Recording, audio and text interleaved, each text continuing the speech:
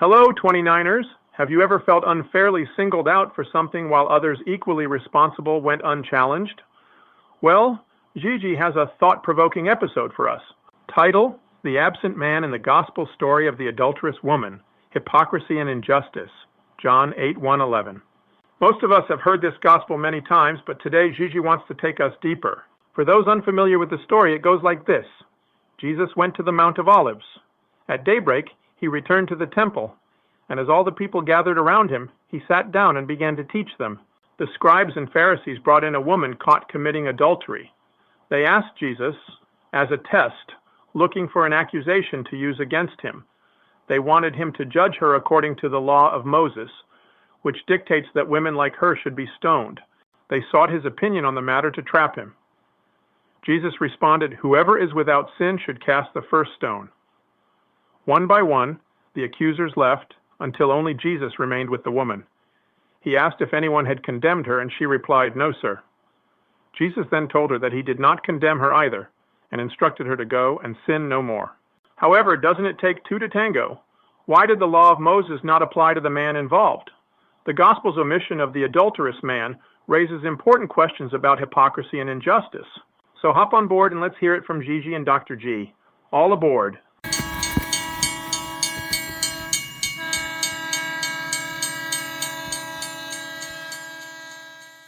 Hey everyone, how's everyone doing today? I genuinely hope you're all feeling great. As Mike shared, we have an intriguing episode to discuss today.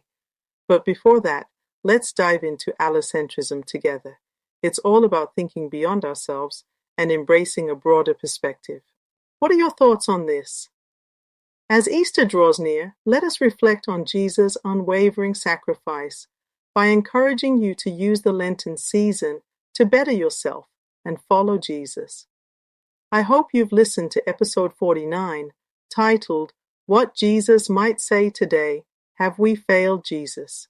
In the Gospel reading for Sunday, April 6th, the story of the adulterous woman, found in John 8:1-11, presents a compelling narrative that brings issues of hypocrisy and injustice to the forefront.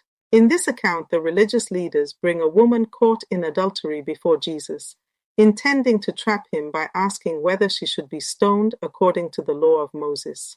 What is striking about this story is the conspicuous absence of the man involved in the act of adultery. Hypocrisy. The man's absence raises questions about the fairness and hypocrisy of the accusers. The law of Moses requires that both parties be punished for adultery, Leviticus 20:10. By bringing only the woman forward, the religious leaders demonstrate a blatant double standard. This reflects a more profound hypocrisy within the cultural and spiritual systems of the time, as men often escaped accountability for their actions, while women faced severe repercussions. Jesus' response challenges this hypocrisy.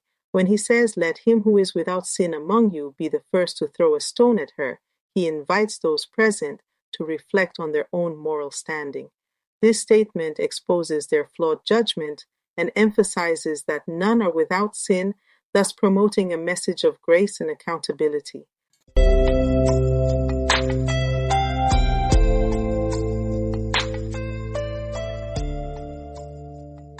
Injustice. The treatment of the woman also highlights systemic injustice. She is used as a pawn in the leader's scheme to discredit Jesus, emphasizing how women were often objectified and marginalized within society.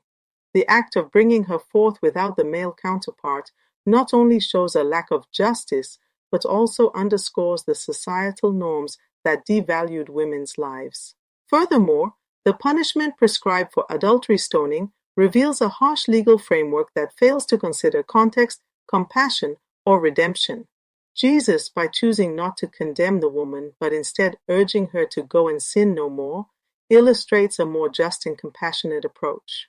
He offers her a chance to reform, highlighting the importance of forgiveness and the potential for personal transformation.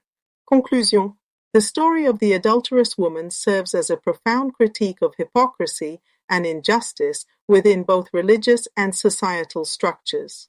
The absence of the man involved symbolizes broader issues of gender inequality and highlights the failures of systems that often prioritize punishment over compassion and accountability. Ultimately, this narrative encourages us to reflect on our own judgments and fosters a commitment to justice and mercy. So, Dr. G, what are your thoughts on this passage? Thank you, Gigi. This is indeed a thought-provoking topic. Hello, everyone. We encounter numerous challenges and may sometimes feel stagnant in our progress. However, the story from the Gospel of John 8:1-11 offers valuable insights. Here are my key takeaways from this passage. 1. Mercy over judgment. Jesus illustrates that mercy triumphs over condemnation. While the law demands punishment, Jesus extends grace, showing that compassion can catalyze transformation. 2. Self-reflection. When Jesus says, "Let the one among you who is guiltless be the first to throw a stone," he invites the accusers to examine their own lives. This reminds us that we all have flaws and should approach others humbly rather than judge. 3. Forgiveness and renewal. Jesus tells the woman, "Neither do I condemn you, go away, and from this moment, sin no more." This demonstrates the balance between forgiveness and the call for change. While Jesus forgives her, he also encourages her to embrace a renewed life, inspiring her to restore her path and aim for a better future. 4. Avoiding hypocrisy. The absence of the man in the act of adultery underscores the hypocrisy of the accusers, teaching us about fairness and the dangers of using others to fulfill personal agendas. Thank you, Dr. G. These points beautifully encapsulate the essence of the passage. This story profoundly illustrates how grace and truth can coexist. These lessons can undoubtedly be applied in today's world. Could you share some modern applications of this message? Absolutely. We can and should apply these teachings to our contemporary context. Here are a few ways to do so. 1. Judgment on social media. People often rush to judge others based on limited information in today's digital landscape. This passage reminds us to reflect on our imperfections before pointing fingers online. 2. Restorative justice. Many communities prioritize restorative justice practices that emphasize forgiveness, accountability, and rehabilitation, echoing Jesus' approach to the woman in the story. 3. Workplace dynamics. In professional environments, it can be easy to criticize colleagues for their mistakes. This gospel encourages us to cultivate a culture of understanding and constructive feedback rather than placing blame. 4. Personal relationships. Conflicts frequently arise among family and friends. The lessons of mercy and forgiveness can be instrumental in healing relationships and fostering growth. 5. Advocacy for fairness. The hypocrisy displayed by the accusers in the story spotlights the need for fairness and equality, motivating us to speak out against systemic injustices. These applications illustrate the timeless nature of compassion, humility, and renewal teachings. Which of these resonates with you? Have you ever found yourself judging someone too quickly? How can we incorporate this lesson into our daily lives?